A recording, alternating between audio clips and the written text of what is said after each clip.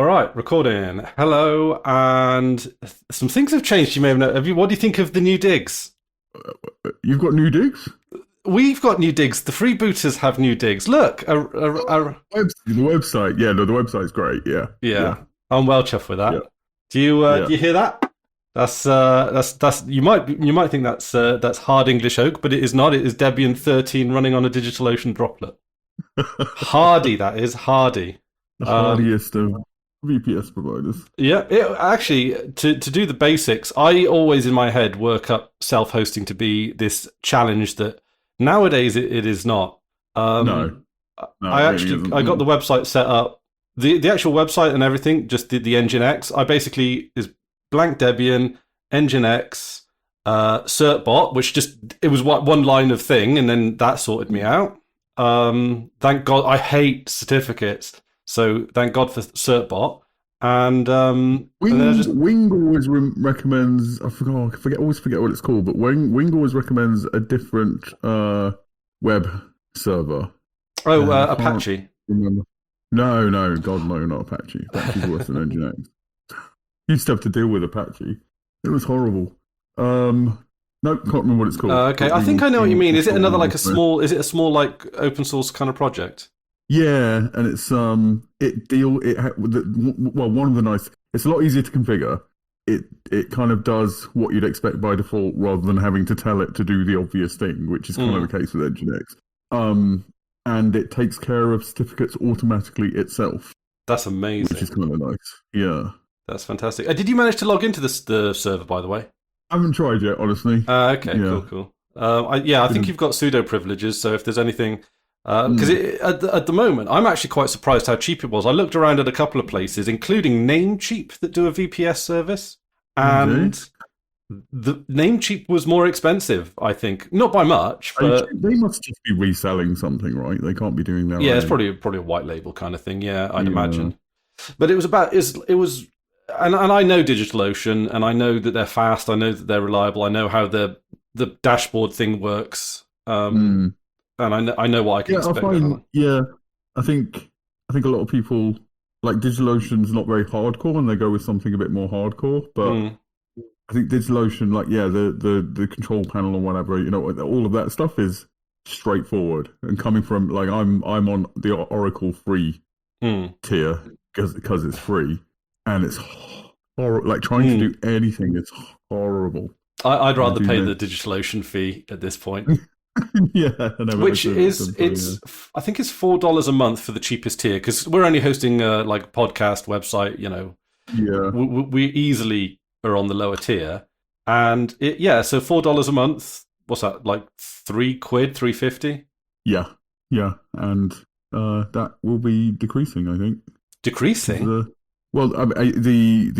dollars. The dollars on the way up, down, isn't it? But down. Yeah.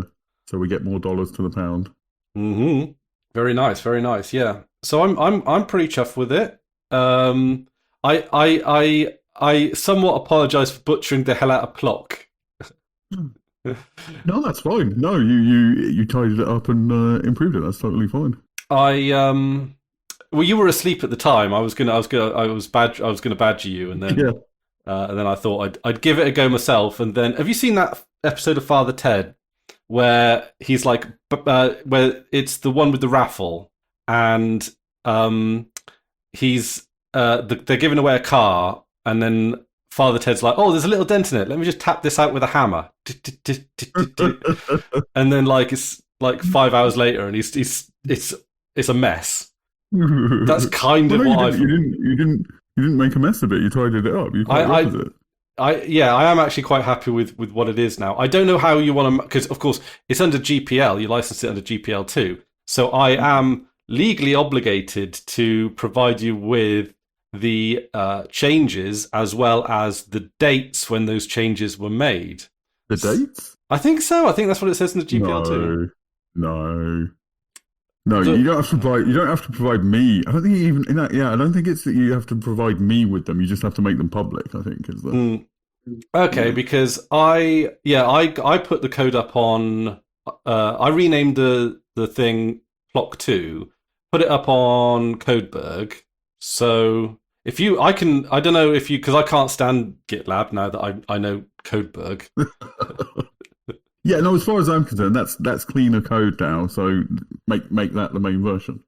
Okay. I mean, I don't know if I want. If shall I bring you in on the Codeberg, or do you want to pull it back Um, into GitLab, or? I'm not like. I mean, it was you who wanted this script, Mm-hmm. and it's you who's using it. So you might as well, Run with it. Okay. deal with it. It's my problem now. Yours now. I mean, it's pretty Not my feature problem, complete, mate. isn't it? Like I think it's. so. Yeah. I mean, Yeah. there's things you could. I mean, you were toying with putting the player at the top or the bottom of the description. I ended up going with the Like, top yeah, because and it's stuff like that you could like make that an option or whatever. But yeah. I'd rather not go down that route with this. Like, if you like, you want to change that, just change the script. It's easy enough. The script is very readable. I commented as I went, so That I did. I don't like that. I don't like proper commenting. Yeah, you like it like you're what, mate? Sloppy and half-assed. Yeah, this does the stuff little bit. Yeah, no, I don't like comments that are too helpful. Too helpful, it's too corporate. We've sold out. Yeah, it is. Yeah, yeah. All right, I'll cash up the comments a bit. Every week I'll just do a patch that just removes all the comments. This is the bit that does the bit, and this is the bit. Yeah, I see. The thing I really like, because like I'm still at the stage where I'm micro coding, right? I work like a line at a time. And what really helped me was you provide the sort of the structure of it, how it's supposed to work. Yeah. And then I was like, oh, I'll change a little bit here, and I'll change a little bit there, and then I'll change a little bit here, and then it might be a bit of ship of Theseus, but that's why some of it is better ways of doing things, and some of it is just a different style. And yeah, I was talking to Wing actually recently. Like, I think Wing agreed with this. I lean towards writing code that I can read. Like, even if I know there's like a terser way of doing it, I lean towards something that I can read, because I know that if I come back and edit it, I will be grateful that I did that. Yeah, I was told that, because there was one thing you did differently that I did change, which was a stylistic thing. I think it was like, do you use something like backtick squiggly line for home, and then I changed that to home and then dollar or something like that? Possibly, yeah. It's something I vary with that. When it's something that I know understands the squiggle, I'll use the squiggle. Like Bash, I know understands the squiggle. When I'm not sure, I'll be careful and use the home.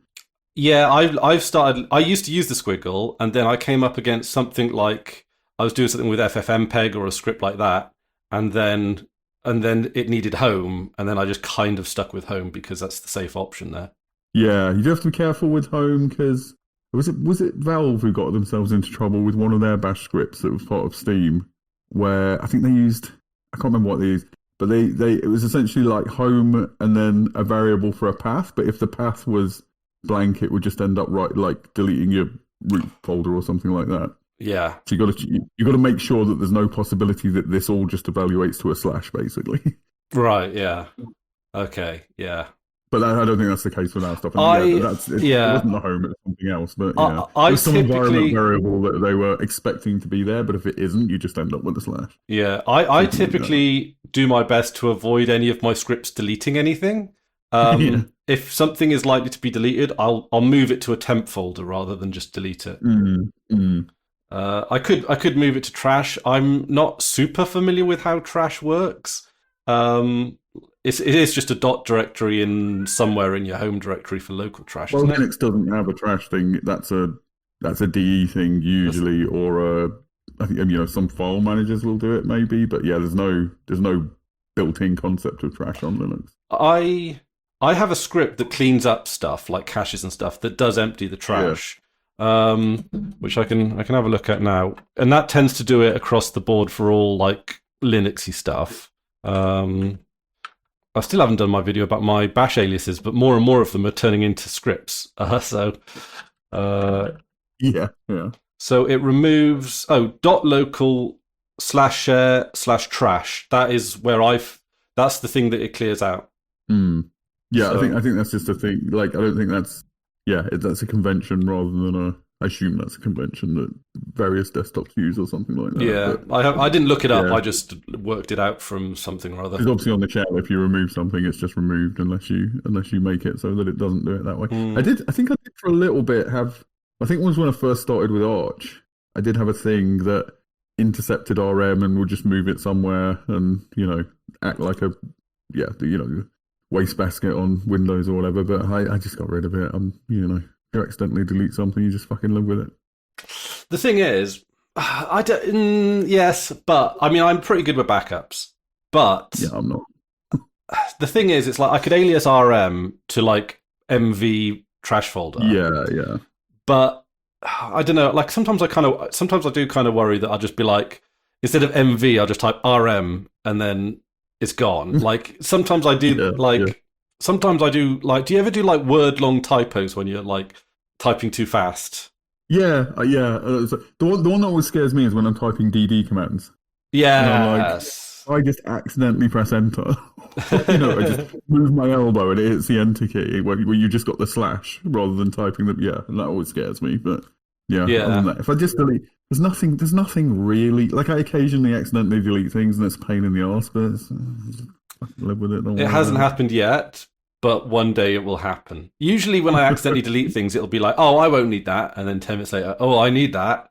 It's a I don't know. I think I told you I was cleaning stuff out a few months ago and accidentally deleted my Steam library, which was, but again, I mean that's not permanently gone. That's just you got to download it again. But it's it's annoying. Yeah.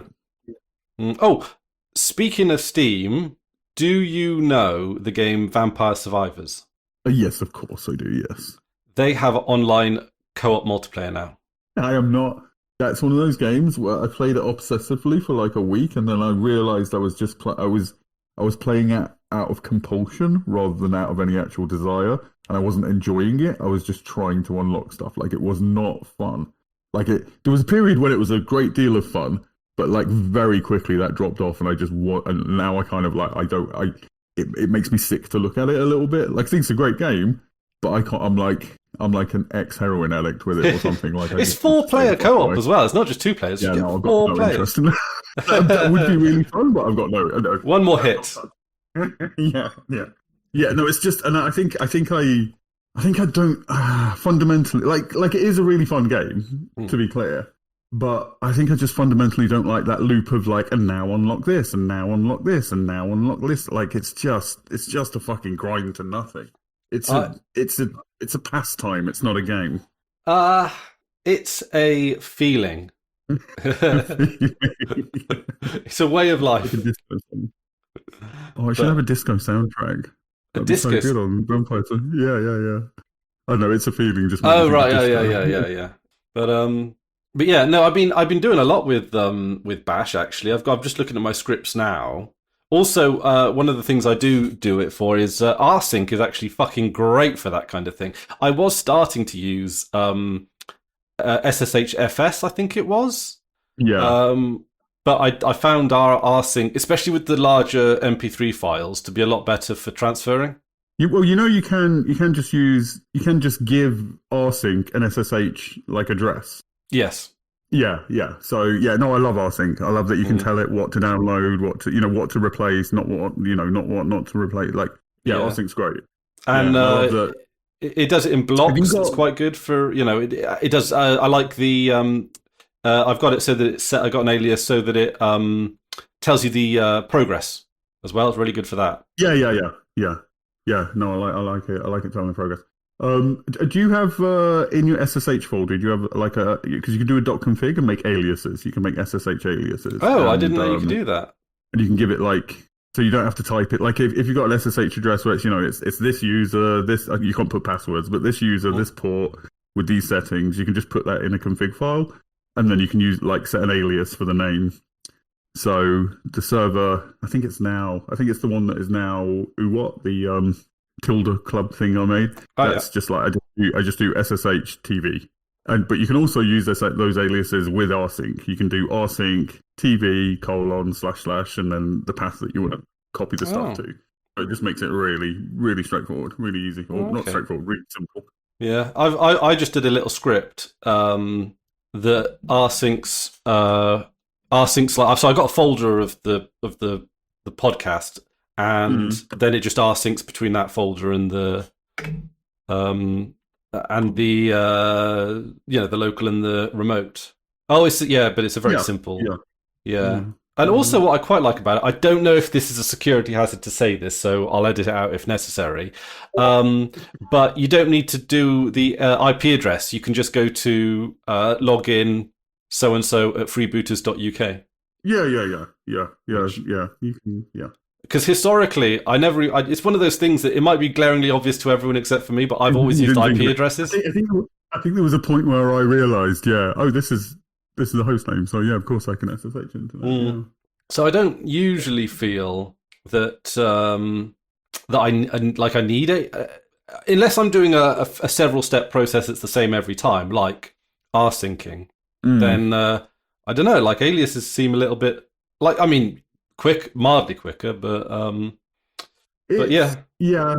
I mean, hostname. Yeah, it's more handy when you want to tell it what user, what port, that kind of thing. It makes more sense then, but yeah. At the moment, it's like a dead simple setup. I didn't, because sometimes I follow is it like the LAMP guide on DigitalOcean? Because it used to be the case that everyone was talking about how great the documentation on DigitalOcean is, and it's always helped me in the past. But this time I sort of muddled through on my own, because I don't think, if I recall, the documentation on DigitalOcean had the cert bot stuff.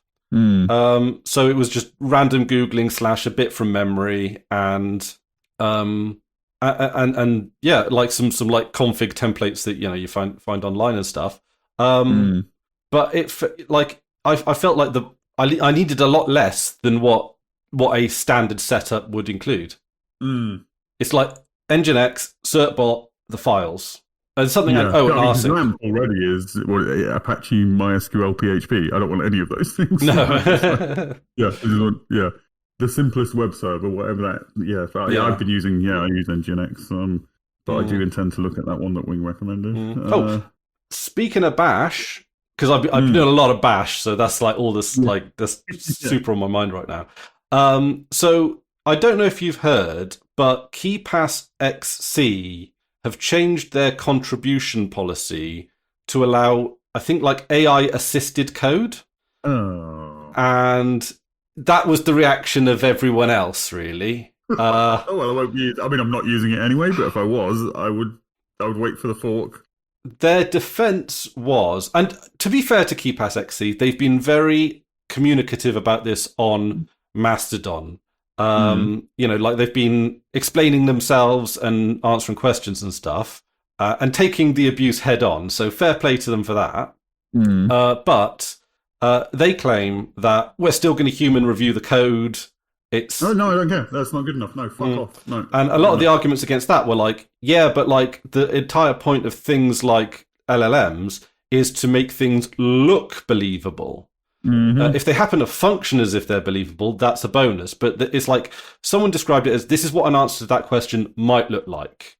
It's a bullshit machine. Like it's just like this is something in the form of this is something resembling an answer. It's and that's not even the problem for me. It's just AI is just a slippery slope. It's just, I think you've just got to have a hard line. No, even there are there are specific applications to which those things are suited. But anything general purpose is not it. And also the whole point of, I was talking about this with Wing the other day. He was saying like the whole point of free software. One of the points of it is it's made by humans. Like we don't have the commercial pressures, so we don't need to bow to things like, it's not about productivity. It's not about how efficient it is. It's not about how quickly you can write the code. It's code made with love by humans, and I think that's it. It's destructive to culture is the problem with AI. This is a great lead-in, a great segue. Our first podcast was called, I think, one of our first podcast, if not the first podcast. I got it right. Was, let's scroll down to the bottom. Oh, bollocks, it was our...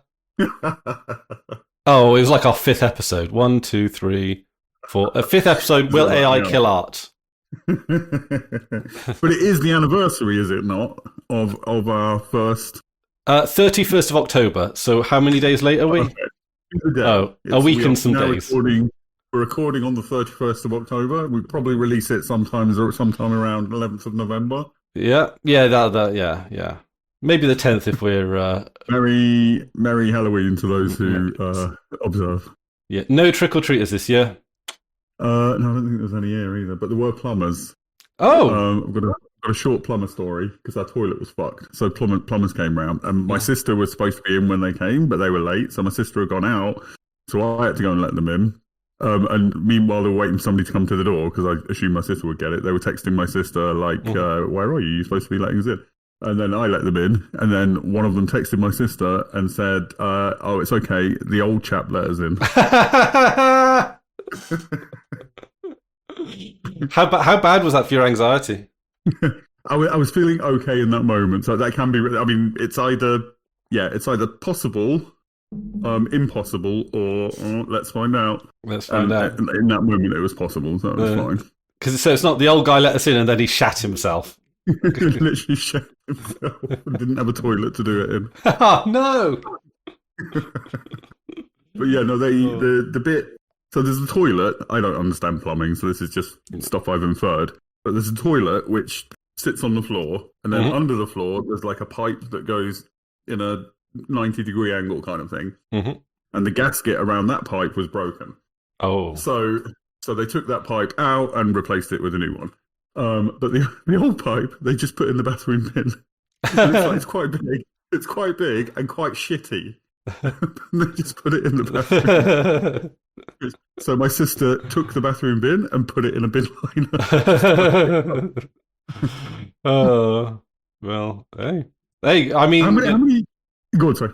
Oh no, I just was going to give a shout out to indoor plumbing again. Like, indoor plumbing. The more I think about it, the more I'm just amazed at it, and like how ridiculously mental it is that we privatize that. It's the thing that society runs on. No, it's insane. Yeah, no, it's absolutely fucking insane. Yeah, and more than like the toilet plumbing is great, but more than that, like running water. Like, yeah, I mean, I'll shit in the garden at a push, but like, yeah. Or I can't chamber pot, throw it out the window like Elizabeth. Yeah. I don't go outside, so not my problem. Yeah, yeah, but it is the running water. You know, I literally had a shower before coming on today. Like I was just basking in it. Definitely.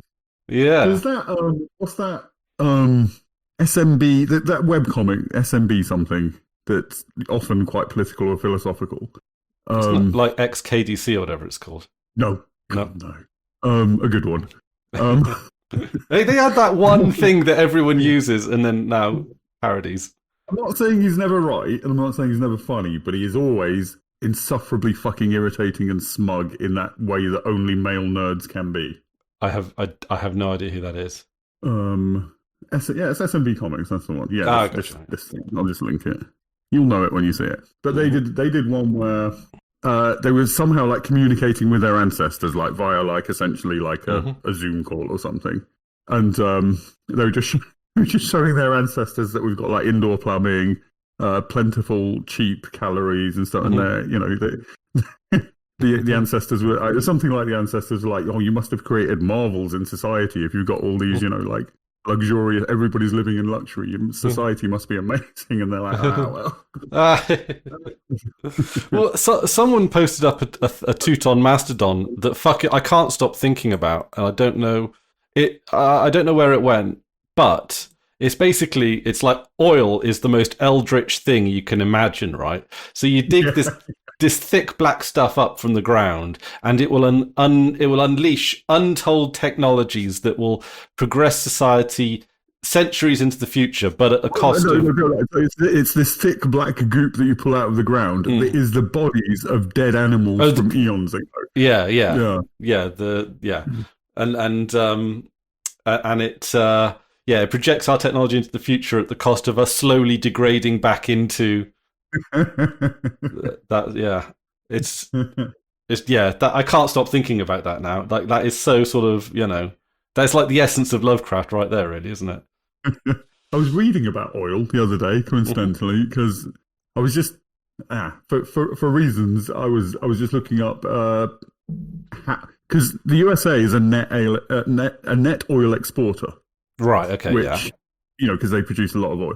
And I was wondering why, but they import almost as much as they export, Yeah. almost. And I was curious as to why. And apparently there's different kinds of oil. There's light Okay. and heavy oil, which is basically just thicker or less thick. And there's sweet and sour oil. Okay. And that refers to how much sulfur is in it. And so America, according to my research, America produces a lot of light sweet oil, which is the most desirable oil because it's the easiest to process. So I think they export that and import the stuff that's hard to process and process it and add value and make money through that, which I thought was kind of interesting. Oh, that is kind of interesting. But they process it. They process it to get to that light sweet oil. Well, to petrol or plastics or all your fertilizers, all of the things we. Okay, so they sell the good stuff and then import in the shit. Import in the shit, and then because they've got the sophisticated refinement that certain countries that produce oil might not have. But it's also I think it's also worth noting that the top two oil producing countries in the world are the USA and Canada. Yeah, that sounds about right, actually. Yeah, I mean, I know we think about Saudi Arabia. You always think about the Middle East when you think about oil production, but it's and the countries that I think 60% of America's oil imports come from Canada, and another 20 or so percent come from Mexico. So it's mostly from the Americas. They're importing very little from the Middle East. Yeah. I think I did read that somewhere. Yeah. So where does the Middle East oil does that go mostly to America as well, or does that go to Europe? And some goes to America, but the rest of the world basically. Yeah, Asia, Europe in particular, because we don't produce. I think it's only us and Denmark, isn't it? Maybe that produces oil. I think both in the North Sea fields. I think. I don't think there's much, excluding Russia. Russia is another enormous oil producer. Right. Yeah. So I imagine that's caused some tensions in the past. Do you ever wonder about how rich Putin really is? I mean, I assume he is disgustingly wealthy. I reckon he's the richest man in the world, but obviously so much of it's off the books we'll never know. Mm-hmm. That's my sort of punt. I don't know, because I think if he was on the take too much, the oligarchs wouldn't put up with it. I think he'd kill the oligarchs. He's killed oligarchs before, right? Oh, he has killed oligarchs, but the oligarchs collectively, I think, are the only sort of power that can really do anything about him. But he's probably in league with them anyway, right? I reckon. Yeah, but that's kind of what I mean. I think he's in league with with them, but they wouldn't want him. I don't think they would want him to be, at least publicly, excessively wealthy. Oh no, but the thing about Putin is it is quite mysterious, right? He doesn't speak English very often in public. He doesn't have grand displays of wealth, but then a lot of wealthy people don't, right? Yeah. To be honest, if I think of the most ostentatious displays of wealth, I kind of think of Donald Trump, and he is far from that. Although he's made a lot of money lately, but he's nowhere near. He's nowhere near. Yeah, I mean, when you think of Musk is now a trillionaire because of that thing they did at Tesla. And he's twattish about it. Yeah. But you think the sort of previous generation of billionaires, Bill Gates, in his fucking jumpers. He's not what you think of, in years gone by when you think of, the what was the word for billionaires back in the day that was kind of classy? It's the Rockefellers, and you know what I mean? Yeah, no, not entrepreneurs. Yeah, I keep thinking entrepreneurs. It's fuck. No, I know what you mean. Not trailblazer, industrialist. There's an older word. Industrial. Yeah. No, there's. I think more. Yeah, I don't know. Maybe there isn't one. Grandfather. No, there is. There is definitely. It's like grandfather of industries, pioneers, or. But no, when you think of the mega rich in days gone by, like the Rockefellers, they were living it up, right? They were living the high life, living in luxury. publicly luxurious. Now that's celebrities that do that, not the actual wealthy. The celebrities live and present their lives like they're the ultra rich. And, these kind of celebrities are very rich, but they're not the ultra rich. And then the ultra rich are, your Gateses and your Jumpers and whatever. Yeah, I think part of it is that to that tier, we might even think of it as an aristocratic tier, as it were. I think to them, wealth is less about, like, they've already got the lifestyle they could possibly want, right? Like that's years ago, right? They've super surpassed that now. To them now, I think at this point, it's a god complex. They want to change the world. They want the power, and to them, the ostentatious displays probably hinder that more than help it at all. Works against it. Like Jeff Bezos, as far as I can tell, as far as I'm aware, still owns the most expensive house in LA. Which I can't even imagine how much that would cost. The most expensive house in like the most expensive part of the States. Like, yeah, of course it would be someone like Jeff Bezos for sure. But like he's like they're all sending rockets to the moon, or like Bill Gates being like the biggest landowner in the States. Like he wants to change the concept of agriculture. Now tell me that's not a man with a god complex. It's James Bond villain. That's James Bond villain. That's totally and Bill Gates, of course, buying newspapers is buying newspapers. Like, and the vaccine thing with Bill Gates as well, wanting to save the world and all that kind of stuff. Elon Musk terraforming Mars. Yeah, what's Zuckerberg? What's his god complex? Hot wife. Well, have you heard the stories about Musk trying to get women? Oh God, they're horrible. Oh my God. Like, there was one where I think one of his private air hostesses in one of his private planes, and he offered her a horse to sleep with him, which is just, I don't know what you do when you're offered a horse to sleep with somebody. What am I going to do with a horse? What am I going to do with a horse? I'm not that hungry today. No, don't fancy lasagna. It's I do remember one time it was quite well documented where he got his personal assistant or something to chat someone up, and he got knocked back quite bad from that. I love that. I love that women still turn him down. That gives you faith in humanity, right? Do you know what? I actually have a lot of faith in humanity these days. I know things look pretty grim, but I actually genuinely, I don't know if it could be stupidity or naivety or something like that. But I actually, and I know that, on the Fedi in particular, because that's the only social network I'm on, people can often be a bit doom and gloom and overcritical and, and everything's always awful and, political purity tests and stuff like that. But honestly, the vibe I'm getting from, the world out there, I think it's good, right? I lean very optimistic, and I've got I don't know if I'd say I've got faith in people, but I kind of love everybody. I think everybody's interesting and everybody's good. I believe that everybody is in their heart good, and some people get corrupted. But having faith in people implies thinking that things might get better, which I'm not sure about. I think. See, you're out of me, you and Hamish. You're definitely the most optimistic. I'm definitely in the middle, and Hamish is just a fucking grumpus a lot of the time. I think you're not far behind me with the optimism. I'm probably not far behind you, but I think that when it comes to people, I think we are innately if you want to look at our native moral compass, look at like an animal, right? Animals they're not inherently good, they're not inherently bad, they're just inherently doing their own thing. And I think that people fundamentally do stick at some kind of vaguely neutral point for the most part, and that's fine. I think that applies to everyone. I think some people might have more of an urge to be altruistic, and I think some people might have more of an urge to be selfish. And I think maybe altruism and selfishness are maybe is the better axis rather than good or bad, right? Good or bad is just vague amorphous concepts that don't really mean anything.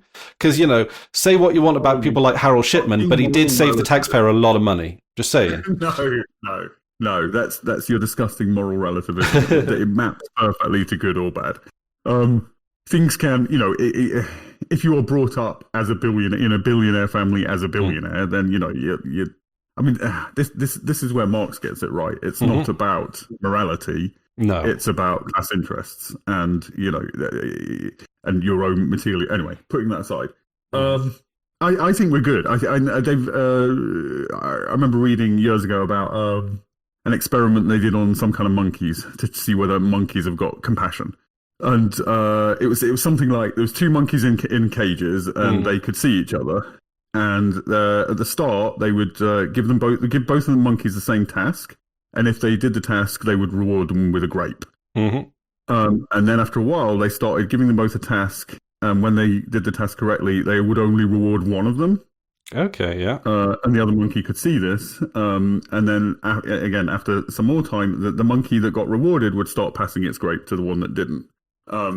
Which, just demonstrates that, they got empathy. They can imagine what it's like to be that, like that kind of thing. And I think that's where when it's, and this comes into, I think we may have talked about this before, but like emergency, there's not a ton of data on this because it's a hard thing to study, but people in emergency situations seem to behave altruistically to the point of like, you're thirsty, I'm thirsty. This is our last bottle of water, but I'll give it to you. I'd rather help you than help myself. Which is very contrary to the way that stuff is portrayed in the media for the most part, which is, when I say media, I mean movies and TV. Yeah, definitely. I'd love to see more post-apocalyptic stuff where people just, get along and help each other. Definitely, like that's I mean, and you're going to totally disagree with what I'm about to say. I think Fallout has a lot of that message.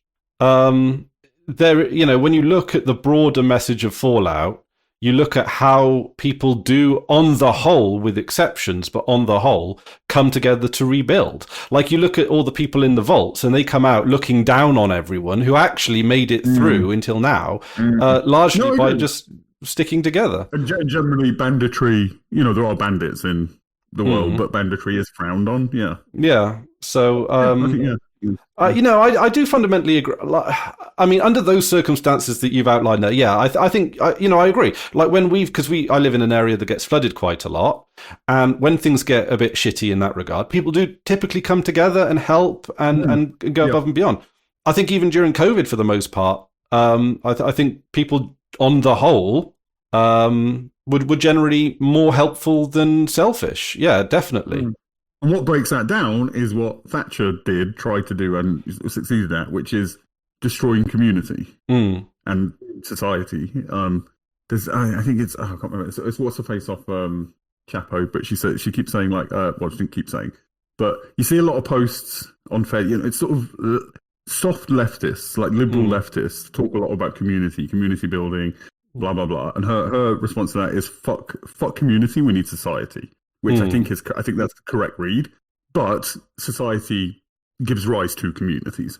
Having a society, but anyway, my point was when we live in places where we all go off to university, or the majority of people go off to university and then leave their hometown to go and work in London or Birmingham, whatever, the local large metropolis, and that breaks down communities. People don't know each other. You're just living next to your neighbors. You all commute. You don't really talk to each other. Maybe a little bit now and then, but you don't know each other. And that breakdown, that alienation, prevents people from behaving in that sort of cooperative, communal way.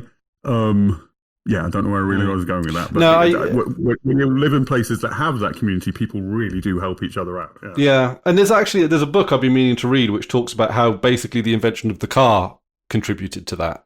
Or the widespread adoption of the car. Which, interestingly, funnily enough, actually, shameful to say, but because prior of the free software world, Luke Smith did actually a really interesting video about how roads have kind of contributed to the breakdowns of society. Oh yeah, no, absolutely, yeah. I mean, they've also been giving people, to an extent, more mobility, more social and economic mobility. Going to university and moving to the metropolis is unfortunately the only route to economic mobility. But we can certainly imagine a better way. Is it? I mean, is that a bit outdated now? Because if you look at the people who are the steadiest, safest, and relatively successful earners amongst the working class, plumbers.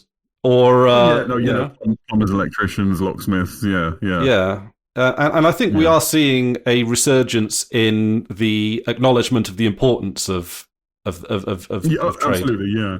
But the thing is, much fewer of those are needed than people to just work in offices, which I mean, the belief. I mean, the belief was in the 70s, maybe 50s in America, but more like 60s, 70s here. Where, if you were a working class family and your choice was working down the pit, working in a proper factory, or getting a job in an office. Getting a job in an office was a step up. Right? Absolutely, yeah. And it was, in those days, in many ways, it was in terms of your well-being and remuneration, but not really so much anymore. No. I think, I think office work now is very much further down the hierarchy. To be honest, we make movies mocking it and talking about how tedious and laborious and pointless a lot of it. Yeah. Another book I keep meaning to read because I'm terrible for fucking expanding my reading list without knocking out the books. I'll just read some random ass shit about skincare or something or bookbinding. Is David Graeber's Bullshit Jobs.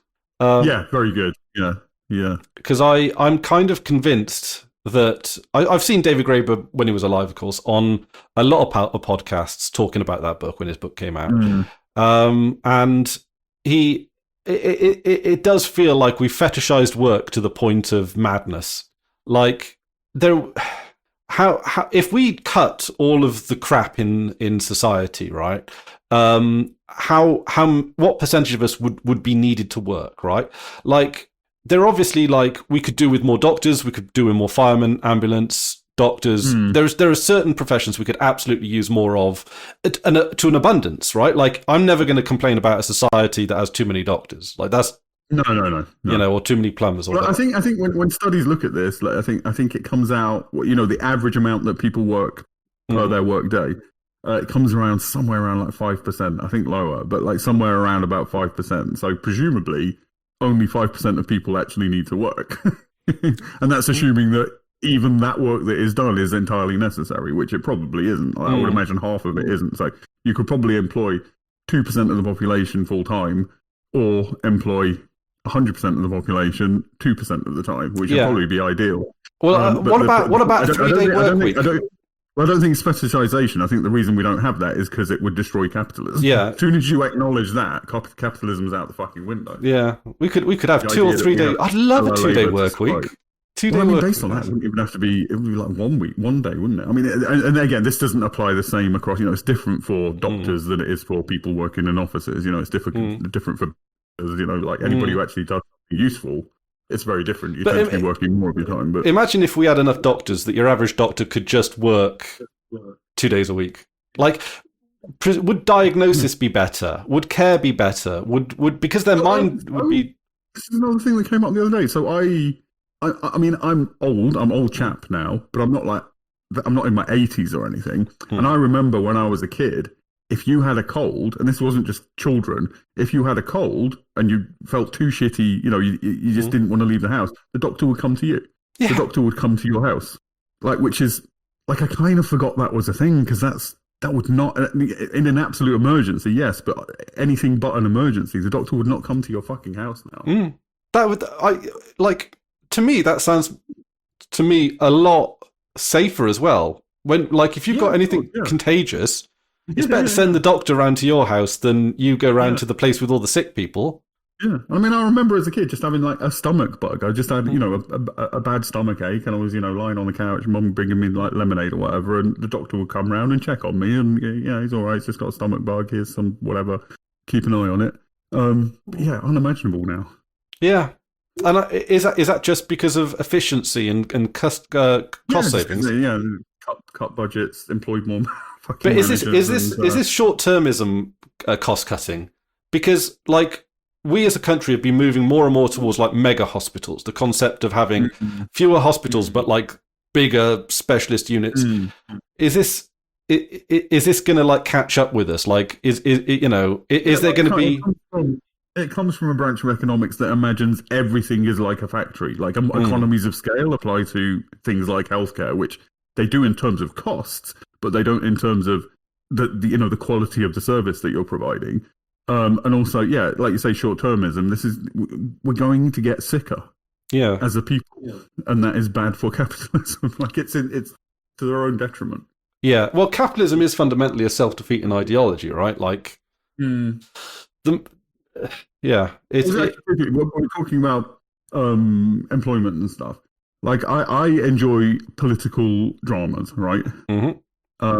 Or yeah, it's sort of political dramas, political thriller type things. And there's been three. I can remember which. I can only remember two of them, but there's been three of the ones that I've watched in the last couple of years. One was the one with Kevin Spacey.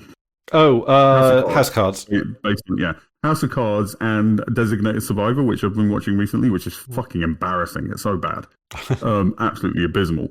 But both of them, in that show, the president puts forward the idea of basically guaranteed employment. So if you can't get a job, the government will employ you to fix infrastructure or something like that. You know, like fix bridges, fix roads, you know, that kind of stuff. Yeah. That's so obviously a good idea that it's in these dumb fucking TV shows. Yeah. Like, why do we not? I mean, I know why we don't do that, because it goes against neoliberal economics that believes we need a reserve force of unemployment or something to stop wages going too high. But putting that aside, it's such an obviously good idea. Yeah, absolutely. Like, there's always just employ people to fix up our infrastructure. Yeah, yeah. In fact, I believe in Japan, although I'm not saying this is a good idea, what I'm about to say, because this is a bit taking it too far. But as I understand it, in Japan, because they have such a work culture, people of retirement pension age usually get given like a really soft job to sort of justify their pension. It's not like a real job, like it's something that they can do, but like the idea of just litter picking in the community or something. Something like that. And because it is just so frowned upon to like just get given money. We need to break that down. Like we need to we need to see. This is okay. We need to apply it. We can maybe keep it, but apply it to the billionaires rather than the people who just need to eat. Well, I'm kind of thinking the billionaires are kind of, you know, a bit headless at this point. Like they kind of just need to go like in the most severest terms possible. Like I don't even know. Like there might have been a time when I'd let them live, but I think now I don't care whether they live. I'm generally we should avoid killing people if we don't have to. I don't care if we just need to get rid of the system that we need to expropriate all their wealth and just make them not billionaires, and then it doesn't matter. I don't know if they'd survive not being billionaires at this point. I think that I'm fine with that. Yeah. Maybe put them in an underground vault amongst themselves and let them build their own little underground mole people society. Well, I watched another TV show lately. It was basically that. It was a Spanish language Spanish TV show, and the premise is, this is spoiler for the first episode. The premise is that a bunch of billionaires gave money to this project to build a bunker in case everything goes to shit. And then if everything goes to shit, they'll all go and live with this very luxurious bunker. And so things kind of go to shit geopolitically, like things are, you know, looking a bit ropey. And then they get this message from the bunker saying, yeah, things are going to get bad, come to the bunker. So all the billionaires, I'm going to rush through this. All the billionaires go to the bunker. And then there's news broadcasts inside the bunker, and, you know, things are getting worse. Nuclear war breaks out, and, you know, there's bombs going off above the bunker, and like they've got a camera showing above the bunker, and it's, you know, it's all desolate, devastated. Blah blah blah. You know, there's rumbling, there's rocks crushing through. It's all very disastrous. And then the sort of twist at the end of the first episode is that it's all a scam. Basically, it's like things were tense outside, but they've all just been sort of gaslit in their lives, and then when they get inside the bunker, all the news reports are fake about all this nuclear war and stuff. So the idea is just build this bunker for the billionaires, convince them that there's an ongoing nuclear war, and, you know, the top side is uninhabitable, and just keep milking money out, which is kind of genius. I love that. Unfortunately, it's not a very good show. But it's a great idea for a show. Yeah, it's called Billionaire's Bunker in English. But the trouble is the billionaires are likely to be the ones setting off the bombs, or at least very close to it, right? So, you know, the primacy of politics. It's still, you know, politicians. You know, if nuclear war breaks out, it's going to be because, you know, America does something stupid to Russia, and Russia responds, and blah blah blah. Yeah, or China. I don't see China. China's not going to set off a nuke. No, I mean America does something stupid to China, and then China responds. It just escalates. Yeah, oh god, I don't think I think China would de-escalate. I think I think China would de-escalate as well. But there was the thing with Ukraine where this is towards the end of Biden being president, and he authorized the use of, I think it was cruise missiles inside Russian territory, and so the Ukrainians used these American-made cruise missiles inside Russian territory, blow something up. And the consensus, I think, is that the thinking was that yes, that's an act of war, and a more unstable Russia could have taken that as an act of war and responded, but they'll just go like, oh, Biden's senile, we'll just give this one a pass. But Russia could quite easily have just responded to that, say that's an act of war. They could have, bombed our military base on Cyprus, and then it all fucking escalates from there. Yeah. That was really fucking dumb of the Americans. And it achieves nothing in terms of the war with Russia. It achieves absolutely nothing. Yeah. Absolutely. Like, I don't. Maybe Biden did do it out of senility. Maybe they were just acting on truth. Fuck. Oh no! See, like we were always worried about Trump with the fucking nukes. It turns out, whoops, it was Biden. Oh yeah, no, but yeah, it's always the fucking Democrats who do the really stupid shit. Oh my god! Are we going to talk about the Mamdani win? Yes, but briefly, I do have now, Chris. Not to put you on the hot chair, but there have been rumblings, accusations that you may have been using AI to create descriptions on videos. I may have. I was wondering if that was going to come out because I didn't hide it very well. There've been a few people. I didn't notice, but a few people have mentioned it and linked. I'm surprised. I'm surprised. People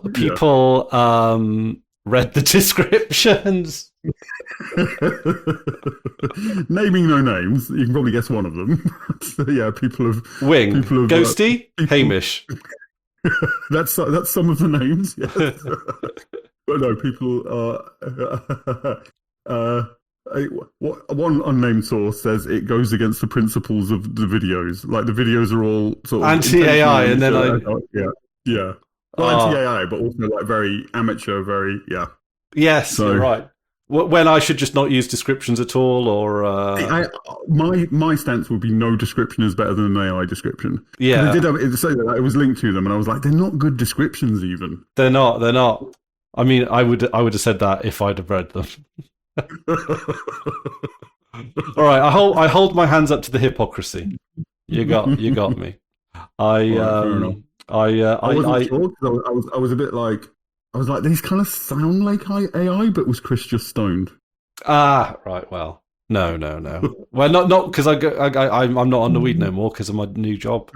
Oh, is that not allowed? Well, yeah. Well, they do spot drug tests. Are you not even allowed to have not THC? What's the other one? Oh, CBD. You're not even allowed to have because that doesn't fuck with your. I mean, it would if you were like driving. Necking it while driving, but. Like, do they include alcohol? Because like that seems a bit. Yeah, no, it does seem a bit like because I don't. Yeah. I wouldn't drink if I had like I don't like drinking. So, but I mean, I see the logic of making sure your drivers aren't on drugs while they're driving for sure. But like, it shouldn't be a. I don't know. It should be like with the breathalyzer, there's a tolerance, right? Yeah, it shouldn't just be if this is in your system, you're not allowed to. I don't know how good they are with weed on that regard. Like I don't does it stay in your system long enough? Do we know to what degree and when and how far along the process it impairs your driving? I mean, I guess just zero tolerance, but that would have to include alcohol for that to be genuinely zero tolerance. Yeah, I mean it could be an insurance thing, which I'm guessing probably comes into play with it.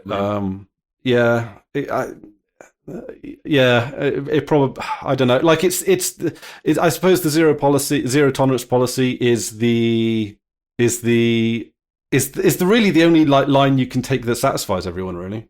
Yeah, I get with public safety, but again, it would have to include alcohol because I mean, it's going to be alcohol more than it's going to be anything else. You know what I mean? Yeah, I mean, I often think that it's kind of strange that we give alcohol this weird pass. Like we always talk about how bad it is, how hard done by pubs are, when it's like Pubs are the reason why so many people are scared to go out of their homes on Friday and Saturday evenings.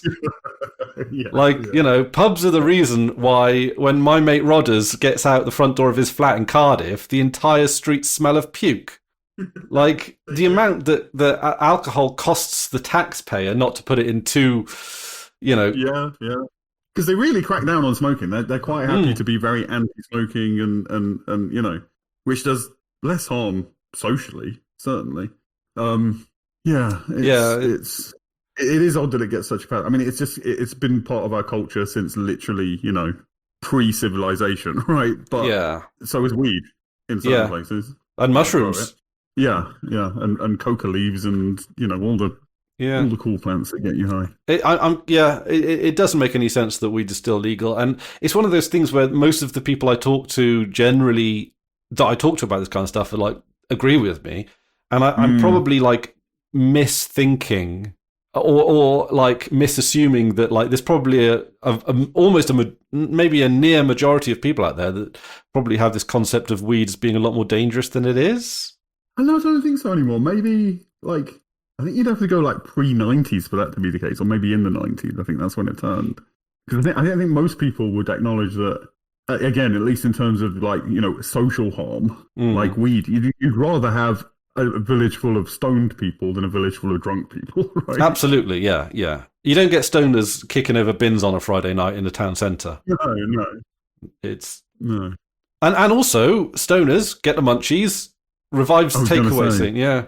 And the convenience stores and takeaways. I'm using American. The spa shops and the takeaways would fucking love it. Yeah. Is a convenience store an Americanism? I think so. I mean, store. We don't call them stores. We call them shops. We call them stores in the army. That's like a cupboard, though, isn't it? Rather than a shop. Well, it's where you store things, right? What about the commissary? yeah. Well, Americans don't even call cupboards cupboards. They call cupboards closets. Well, what about cupboards with food in? They call them closets. Do they? I think pantry. I think if there's a cupboard with food in it, I think they call it a pantry. Even if to me, a pantry's a room, not just a cupboard. But Americans will call a cupboard with food in it a pantry. It's talking to Americans as much as I do. You realise how wrong they are about it. They call everything the wrong things. Like Danny was describing a situation at work to me, and they used different words for fucking everything. So I didn't understand a word of what she was fucking saying. And this is just waiting. She's a waitress. Oh right, yeah. So what, like, so what were some examples? I can't even remember. There's one in particular that she keeps saying. I can never remember what it means. Tipping out. I mean, they do the whole tip thing though. But like, I had to tip out the bar staff because blah blah. What the fuck is that? We'll give the tips out. Is that right? In a very particular situation where, so very briefly. So if she's serving a table and that table also gets a drink from the bar, so the bartender has done some work, then she has to tip out of her tips to the bar so that their tips are covered from this blah, blah, blah. It's also insanely complex. But another one was bank. She was saying, oh, I need a bank. And that's what we would call a float. Ah, right. Okay. Yeah.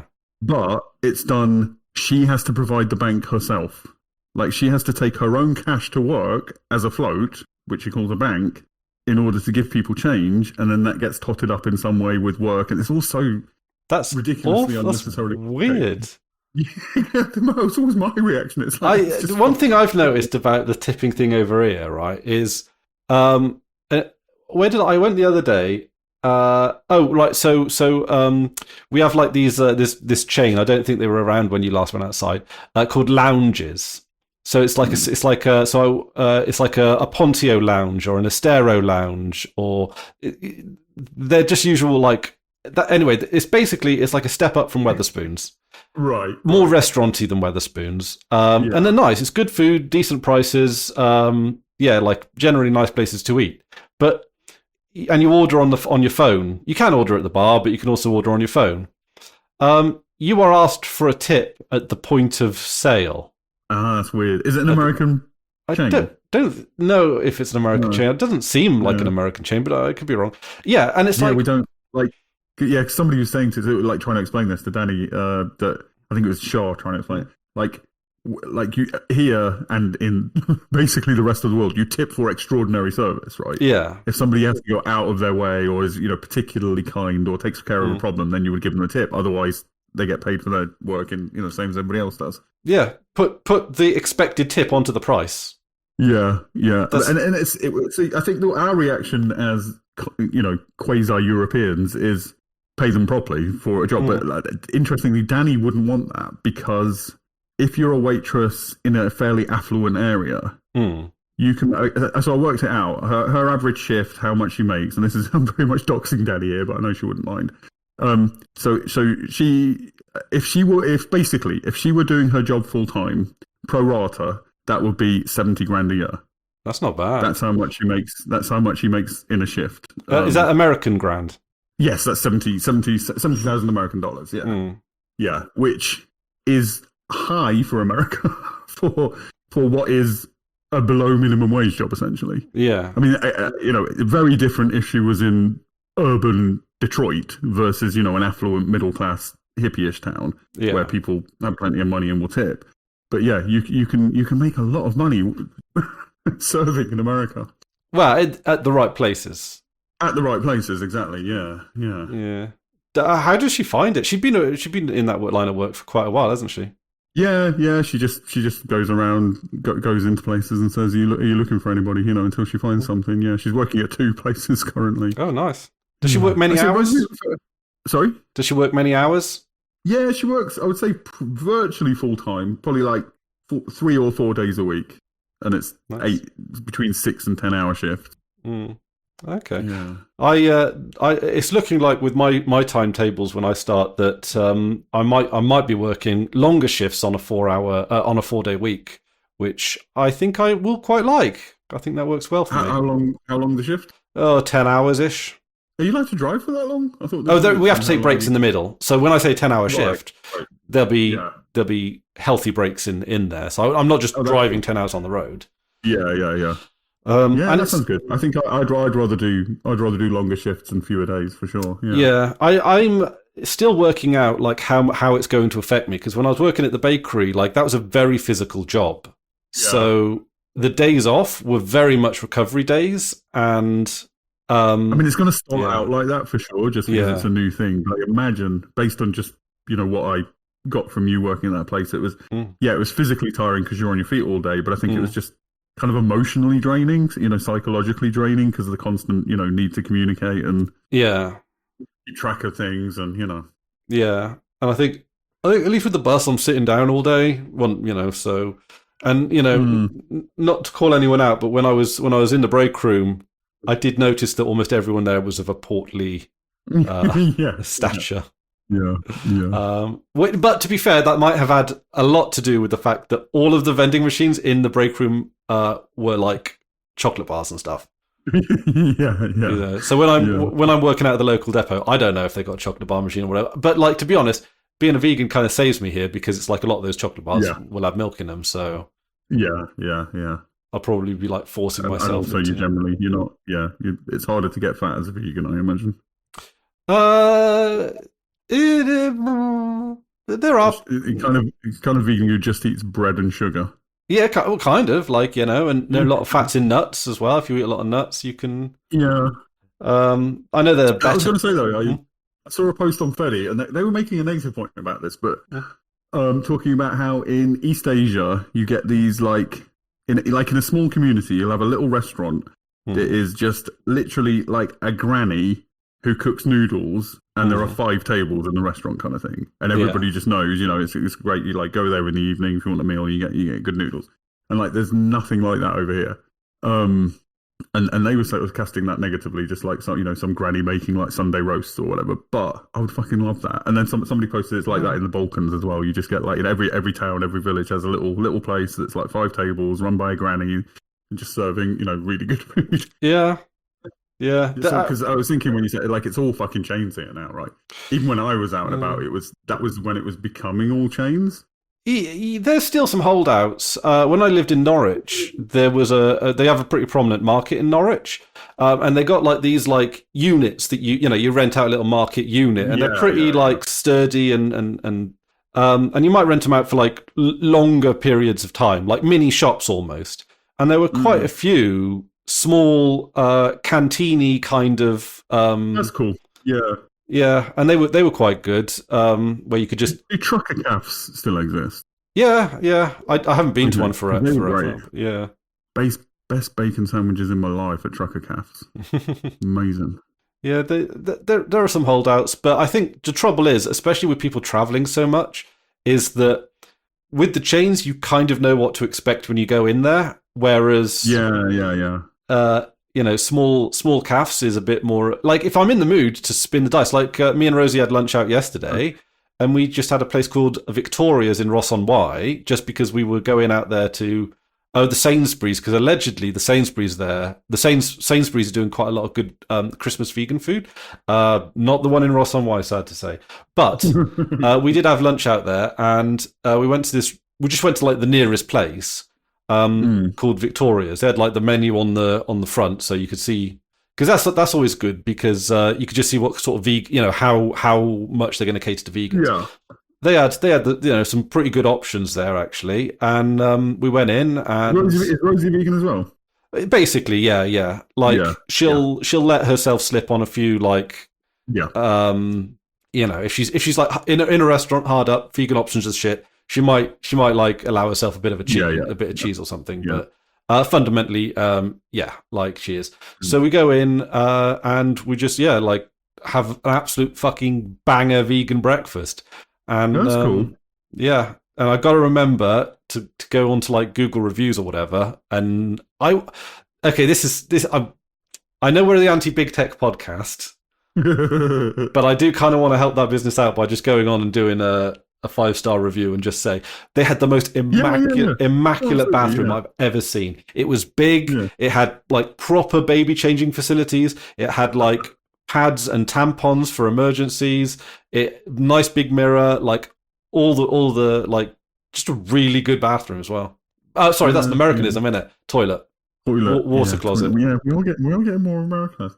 But yeah, I know what you mean about the chains. Like I always thought about that with like Travelodge is always my go-to example of like it's never going to be amazing, but it's the band of quality within which it's going to be. If you're just tired as shit and you just need a place to sleep, and you go to a Travelodge, you know what you're going to get. It's very standard. Yeah, and also like Travelodges can actually be really weirdly cheap. There's a Travelodge nearby on a Sunday night. It's about 25 quid for a room for the night. It's like I always like staying in Travelodges.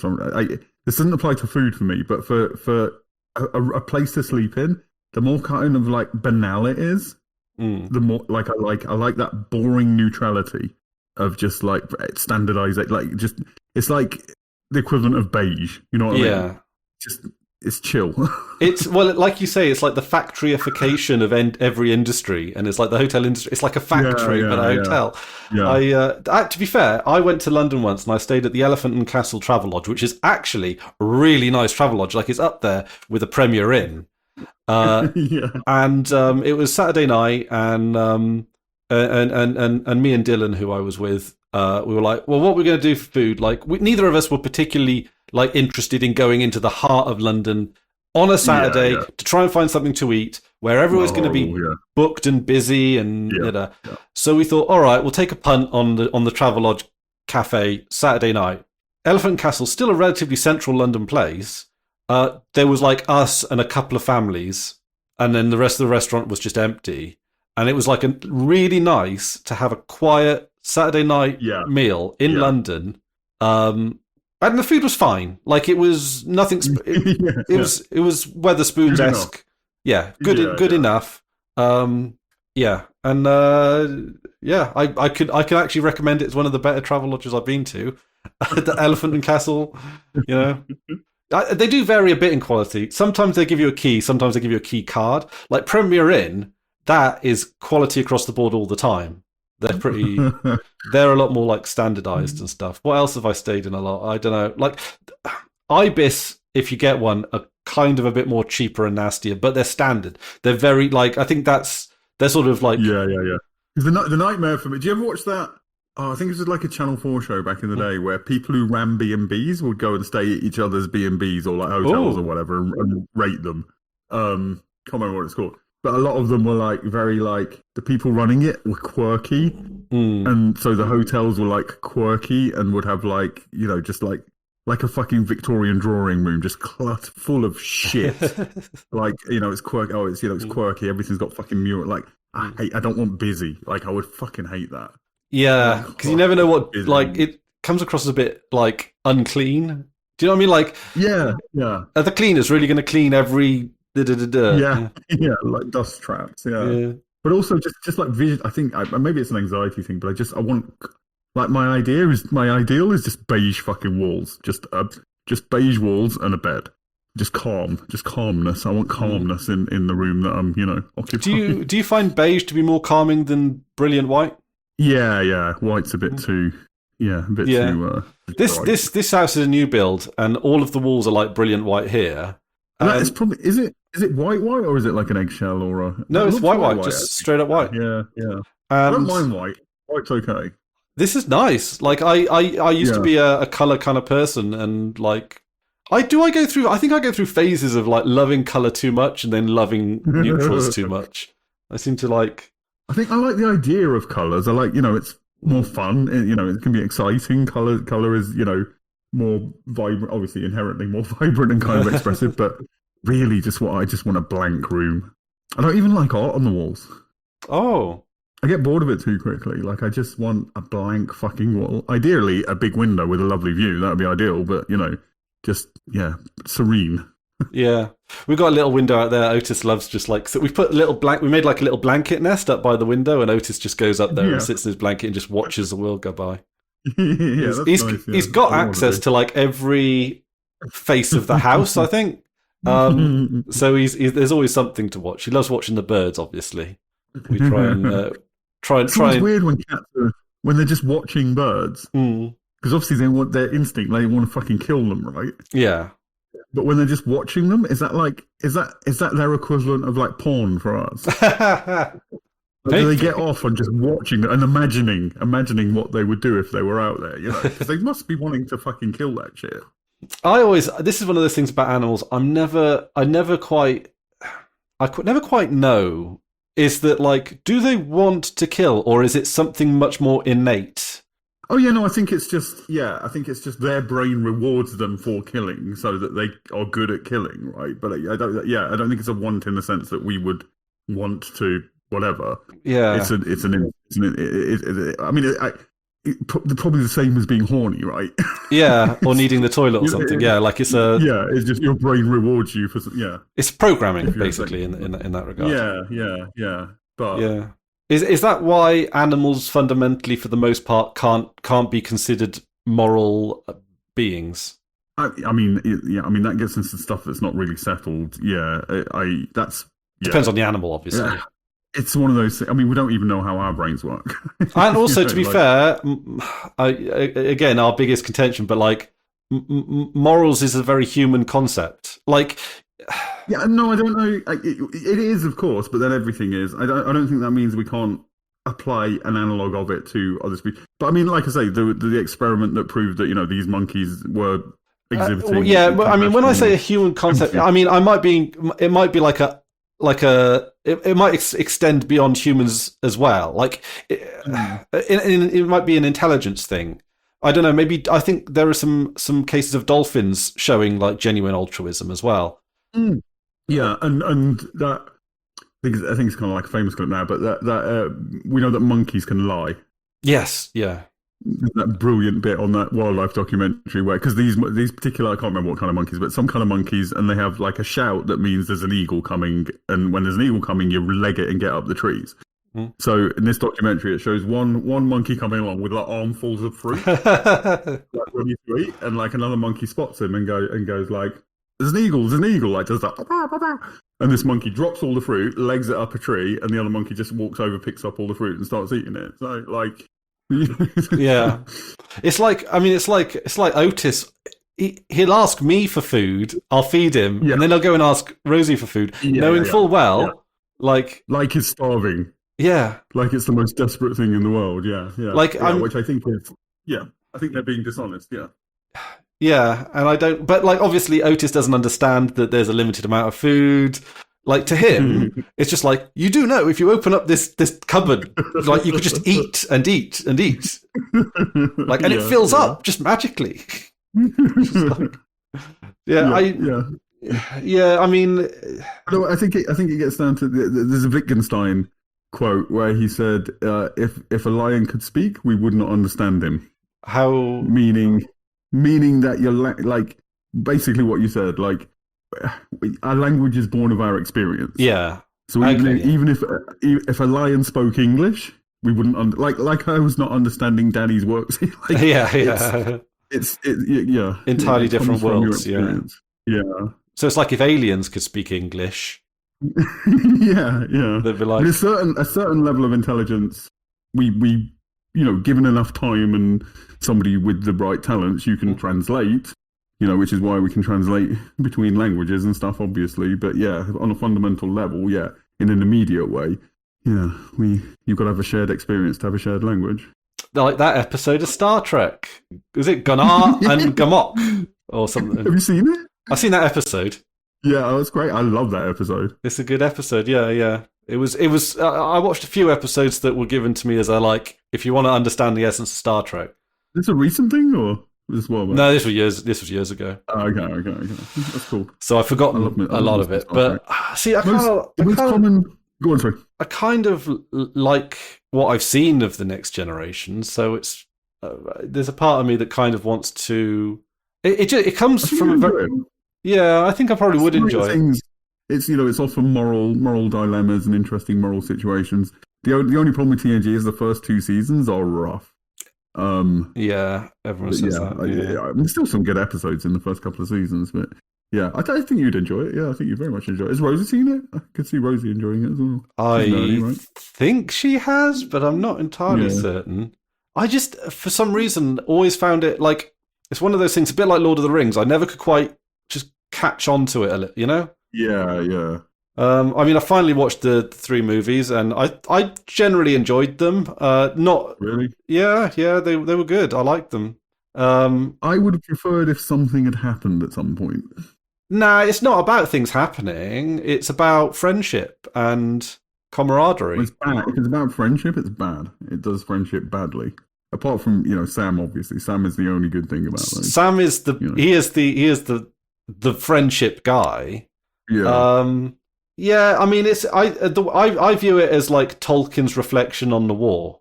Yeah, no, apparently not. I think that's a common reading, but Tolkien very much... Tolkien dismisses it. Absolutely. Yeah. He outright says, no. Don't believe him. I don't believe him. Yeah, I mean, it's definitely in there for sure, but I think for Tolkien, like his idea was that because of our peculiar history, the English don't have a history. Like we don't have a mythology. We don't have a native English mythology. Because first of all, what is English? Do we mean the Celts or do we mean the Anglo-Saxons? And but their traditions were lost and completely overwritten by Christianity, basically. So his idea was to create a mythology for the English and of Englishness. And I think people just saying, "Oh, it's just a war allegory," is like, no, you're missing the fucking point. Like it irritated him, but at the same time, it's clearly also a war. Yeah, I mean, I don't know, allegory to a point, but also it's just like it's a piece of him that existed then. Yeah. That is, maybe he didn't even know it, or I think that's probably I mean, if he's writing about huge continental conflicts and wars, he's inevitably going to draw on his experience, right? Yeah. It's inevitably going to come from that, yeah. And the thing about it, when it depicts war stuff, and to me, I always read as a lot of the war stuff to be, like, for example, the orcs and stuff. Like, I almost consider that to be a bit of an opt-out. Because it's like, one of the things that it doesn't recognize your enemies as human, fundamentally. Which... you could say it's a criticism, or you could say it's just like, that's just not a part of the story Tolkien is interested in. He's just like, these are orcs, they're made in a lab or whatever, and... I think it's a bit more that... I think that's where his Catholicism comes through, in that it's very much the Catholic conception of evil, where evil is not like an active force. Evil is the absence of good. Yeah. It's a concept. So, It's a conceptual the villain. They're created. They're just lacking good. They're not actively evil. They're just lacking goodness. Like a blank allegorical slate, as it were. Like they're just bad. Sure. Like and that's because that's just not part of the story he wants to tell. Well, that's just not the story. Whereas, like, the war is depicted, or war in general is depicted as people coming together for a common cause, friendships being made, demons being faced, all that kind of thing. And it's like you're doing it side by side with people that you might not otherwise be side by side with. I think this is where it very much reflects World War One. Is he clearly has a distinction between like noble battle, like heroic noble battle, where it's one man, usually one man's prowess against another man's prowess, and the better man wins, versus the industrialized war that the evil people are doing in Lord of the Rings. Literally ripping up trees and throwing them into furnaces, and that's it's about the industrialization of war, which is a very small c conservative conception of it's war isn't the problem, it's the mechanization of war that's the problem. Well, I mean, I guess World War One and short, in the period running up to that, that was like the mass production really sort of kicked into gear when it came to things like weapons and machine guns and tanks. Machine guns, So war became something a whole lot different then, I guess. Because I guess kind of. I mean, it definitely did. It was a big ramping up, but there was a similar thing when crossbows were invented. Yeah, the Catholic Church outlawed crossbows because a crossbow allows a commoner to kill a noble. Yeah, I mean, I suppose that's the industrialization of war is just a long slope. Then I guess. I mean, it definitely ramped up. Definitely, World War One, but but it's interesting, World War One, that like there hadn't been a major conflict in Europe, like a big multinational conflict in Europe since the Napoleonic Wars. So between the Napoleonic Wars and World War One, it's a relatively peaceful period. That's in not that long, though, is it? It's not bad going on because Europe was just perpetually at war. Was that 150-year difference or something? Yeah, something like that. Yeah. So I mean, we could see something. Like, it's coming around again, isn't it, really, for us? Yeah. I think there is a thing when there's a couple of generations that don't really know how horrible war is because they didn't experience it or they didn't see people experiencing it. Yeah, they forget how bad it is and they're less afraid of it. Yeah. I think that's definitely something we need to, like, learn as a society.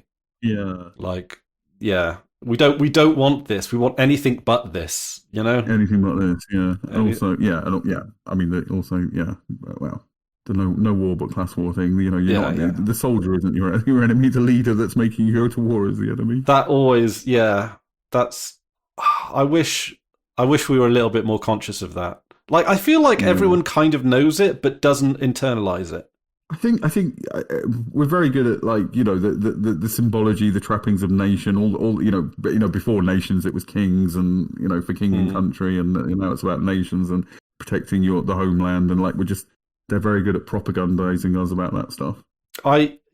Abstract symbolic. Yeah, things. this is why I think the older I get, the more anti-nationalistic I get, and that includes Plaid Cymru, which are the politically correct, lovely, soft, type of national. Like, I still think it kind of ends up leading to the same place, even though they try not to, and they try even in terms of devolution and that, in terms of economic justice, devolution would be the right thing. Wales being self-determining and having control, and not being intentionally held back by London and that. But then, the counter to that is, a working class person in Wales has more in common with a working class person across the border than they do with the ruling class in either place. And that's, I wish we could focus on that. The same argument for Scottish independence. I entirely understand why a Scot would want Scottish independence. I get it. I get that it's justice, but at the same time, I wish we could just be, working class solidaristic. Yeah, I mean, to me, it's a purely clerical equation, right? Like, and I think this is like, you can't get excited and angry about a clerical equation, right? But it's just like, I think Wales as a country is a good size and scope and all that kind of thing to manage itself. I mean, maybe England could go into some, could have more regional. Well, the other part of this is, the other parts of England are fucked over as much by London as as much is probably going too far, but are to some degree greatly. I think it's certainly the England north has the same, like on the sort of, I can't remember what it's called, like some kind of economic index of how comfortable life is. I can't remember the you know what I mean. Human Development Index. That's the fucker. That's it. The north of England is on a par with the poorest countries in Eastern Europe. Yeah, which is, I think, worse than even the poorest countries in Eastern Europe. Yeah, which London is the problem. England isn't really the problem. London is the problem. I mean, and again, this is where I fall out with a lot of Welsh nationalists. Is that culturally, and you can put some historical context to this if you want, but like we are where we are. And culturally, Wales and non-London England, Wales and the bit across the border, Herefordshire, Gloucestershire, we're very similar culturally. This isn't this. Well, it's not like the border magically makes things different. Exactly. Like what you step on, yeah. And it's literally, to me, it's just a clerical, it's just a functional. I think.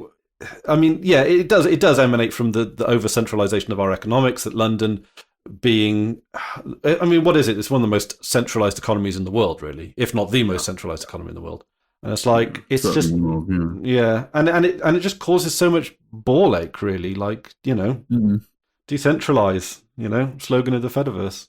Which, interestingly enough, actually, I am surprised how vehemently the YouTube AI is trying to get me to make videos about PeerTube.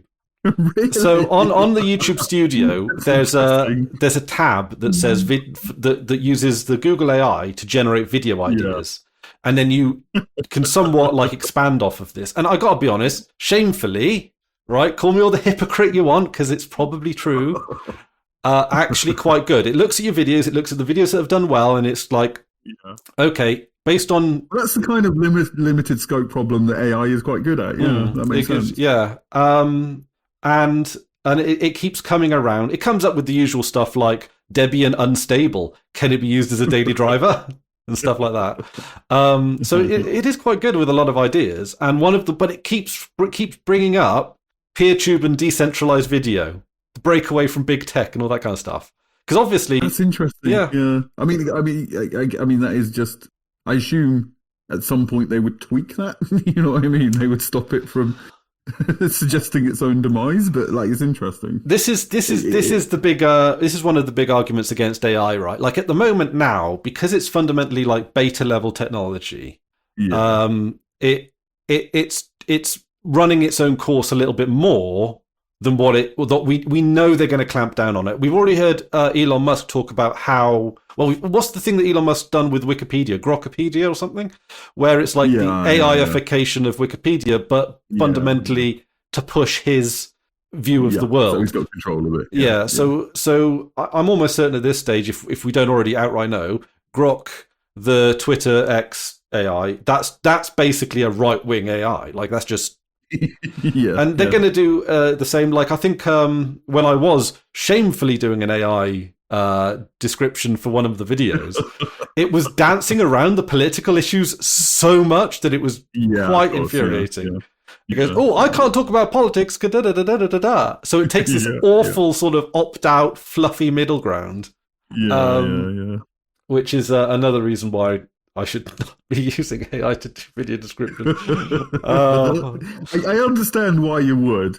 I just, I would come down on no description. All right. I will consider myself sufficiently and appropriately chided by the community, and I will cease immediate action. There we go. I'll put like a sentence of like, I'll put a sentence in. You could do an apology video. People love an apology video. Like a 3 hour long. A 3 hour long. Write the script with AI. Do an AI Chris Ware voice reading it out. Apology for using AI. Okay, I do actually have a large language model thing that's locally that you can run locally. Yeah.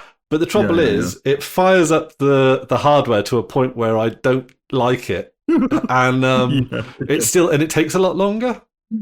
So yeah, it's very slow, isn't it? Yeah, it is possible to do local large language model stuff, but you know, no, it's still disgusting. Naughty Chris, yeah, you gotta go cold turkey. Got to go cold turkey. Nip it in the bud. Yeah, but yeah. So I am quite surprised that the Google Gemini stuff. God, I hate the fact they called it Gemini. That just yeah, and I'm guessing it's just a coincidence. You know, that they I would imagine it's a coincidence, but it's an irritating one. I mean, but it's fine. Different things have the same name. It's fine. It's not so much it's the same. It's the like when you want to look up stuff for the Gemini protocol. Yeah. I mean, you can. I mean, you always had to Google Gemini protocol anyway because Gemini refers to so many other things that it's.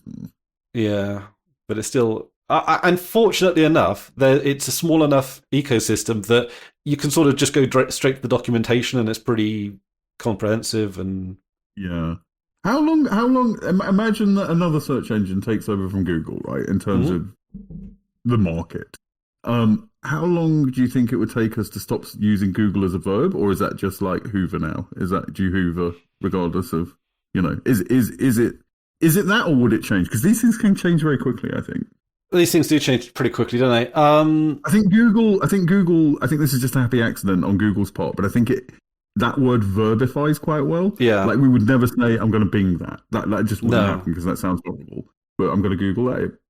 It flows. It's an ugly word, but it verbs. But it's the B in Bing. B is too.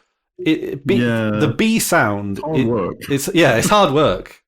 Goddamn work thing. Yeah, Google. You can say Google with moving very little of your mouth. Bing, you have to do. Yeah. I think that's why sometimes people go, oh, why do you say like www when W3 is fewer syllables? It's like, well, www is that's just kind of easy to say because it's once you've said the W, www, you can say as many as you want. Autopilot. Yeah. Because I'm leaning away from Google. Like I've obviously don't like Google as a company, but I stuck with their search while it was all I really cared about with search was the quality of the results. Yeah. Like I'm a sellout with search. If the results are better, I'll use that. But Google aren't good now, so I've been using Start Page. Okay. I'm still trying to force. There's a lot of habit of going to Google, but I'm trying to force myself to use Start. But I still say Googled. Like I'll Google that. The same as Photoshopped.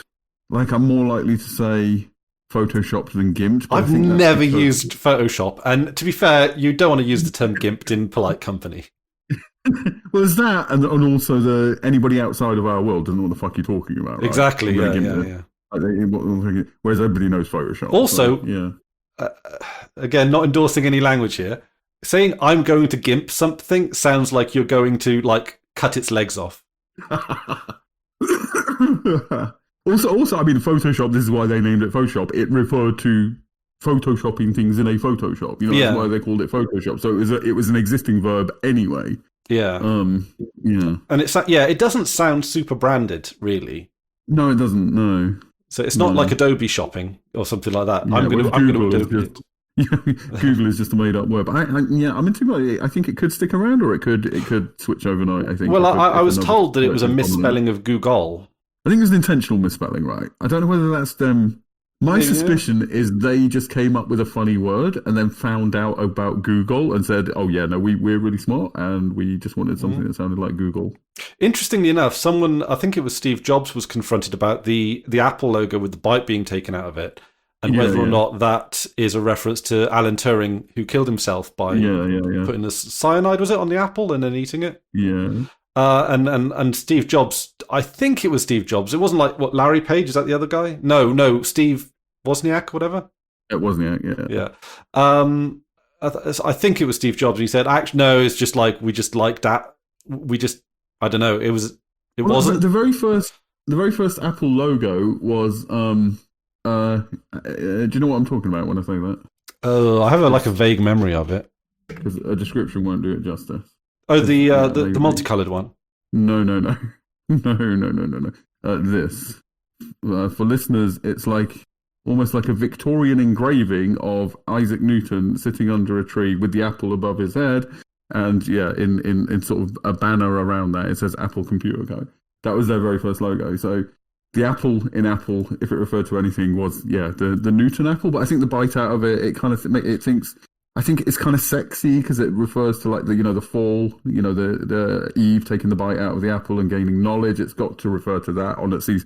I don't think these things often necessarily refer to one specific thing, but they're drawing ideas in, and I think they like to say that the Turing thing is in there just because that's a cool nerdy thing. But I think it's more, it's Newton, it's the fall, it's the idea of gaining, not the power over knowledge and knowledge of oneself and all those kind of things. I think. Yeah. Anyway, and an apple with a bite out of it is just inherently a little bit sexier than just an apple. Right? Well, an apple it's just yeah. It's consumption. It's it's like when you depict a book, you don't depict just the square of the book. Yeah, no, it's always leaf open. Yeah. But there was one thing we got sidetracked on that I do want to talk about, which is it was the KeePass XC thing. And since we are now in the habit of, instead of looking for a program to do something, can we do it ourselves through a bash script or something, or a Rofi menu or whatever? And I'm kind of thinking, now this is encryption, so this is a bit more difficult, but is there a way to go about doing this? So if you have your password in an encrypted something or other. Well, pass is a bash script. Okay. And it just uses GPG. All pass does is make GPG files in a structured folder structure. You think it just makes GPG files? Yeah, they're just text files that are GPG'd. Okay, so we do that in a directory structure. And because I was thinking of having it as a CSV that was zipped in an encrypted 7-zip, which I think is pretty secure, right? And then. I don't know, but I imagine so. Okay, I'm happy. I'm very happy to listen on to feedback for this because this is not my area of expertise. But we take a 7-zip file, encrypted it. Inside that file is a CSV, and I say CSV or tab separated values because it's easy to work with, right? Like I've already done things with it. So that's got all the password data in, and then is there a way to extract it into a temporary folder, view it, and then pull out the necessary bits, and then delete it in such a way that's. Is there a mechanism for writing to it without fully extracting it? Can you partially extract? I know I think some zip formats you can actually edit without decompressing the whole thing, right? Or either read or edit. Possibly. I might be wrong about that. Yeah, that might be something that. I mean, if not, then it's text. It's going to extract quite quickly. Yeah, you could just extract the thing, write to it, and The thing is if we extract into a temporary folder and then delete it, is that still a security problem? Yeah, again, it's not our area of expertise. I'm not a security person. Is it something that maybe extract into RAM and then do it? Your temp folder's in RAM anyway. Oh, your temp folder's in RAM anyway? Yeah. What, /temp? Yeah. Oh. Yeah, so anything in temp is gone when you reboot. Oh, okay. Right. Okay, that might be okay then. If it just gets temporarily extracted, because I know you could stick it in there, delete it when you're done as well. Delete the stuff in temp when you're done, and it will be deleted when you reboot anyway. I think that's for you and I think that's perfectly secure enough. I imagine for somebody who is working for the CIA or whatever, they'd need a bit more, but yeah.